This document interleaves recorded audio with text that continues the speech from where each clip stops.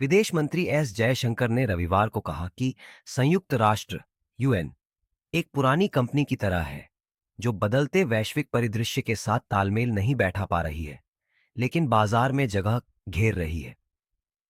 कौटिल्य आर्थिक सम्मेलन में बोलते हुए जयशंकर ने जोर देकर कहा कि संयुक्त राष्ट्र दुनिया के साथ तालमेल बैठाने में नाकाम रहा है, जिससे देशों को वैश्विक चुनौतियों से निपटने के लिए वैकल्पिक तरीके खोजने पर मजबूर होना पड़ा है। संयुक्त राष्ट्र पुरानी कंपनी की तरह, जयशंकर ने कहा। चूंकि यह एक आर्थिक सम्मेलन है, इसलिए मैं आपको एक व्यावसायिक उत्तर देता हूं। संयुक्त राष्ट्र एक तरह से एक पुरानी कंपनी की तरह है जो पूरी तरह से बाजार के साथ तालमेल नहीं बैठा पा रही है, लेकिन जगह घेर रही है। जब कंपनी दुनिया से पिछड़ जाती है तो स्टार्टअप और इनोवेशन शुरू होते हैं। अलग अलग लोग अपनी अपनी चीजें करना शुरू कर देते हैं। जयशंकर ने कहा, आखिरकार संयुक्त राष्ट्र तो है, लेकिन यह काम करने में बहुत कमजोर है।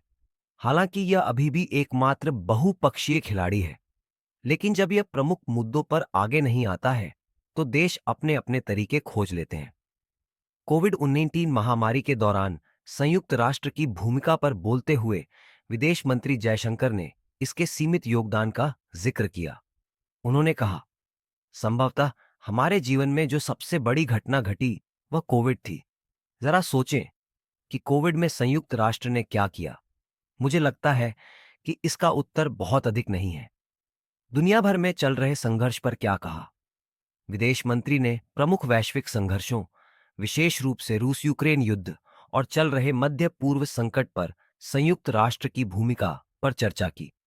जयशंकर ने कहा, दुनिया में दो बहुत गंभीर संघर्ष चल रहे हैं। संयुक्त राष्ट्र उनमें कहां है? अनिवार्य रूप से एक मूक दर्शक। जैसा कि आपने कोविड के दौरान भी देखा, देशों ने या तो अपने तरीके से काम किया या कोवैक्स जैसी पहल सामने आई जिसके पीछे देशों का ग्रुप था।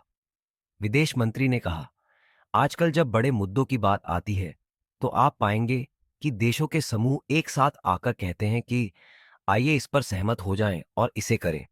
उन्होंने कहा, संयुक्त राष्ट्र जारी रहेगा, लेकिन एक गैर यूएन स्पेस भी तेजी से विकसित हो रहा है जो एक्टिव स्पेस है।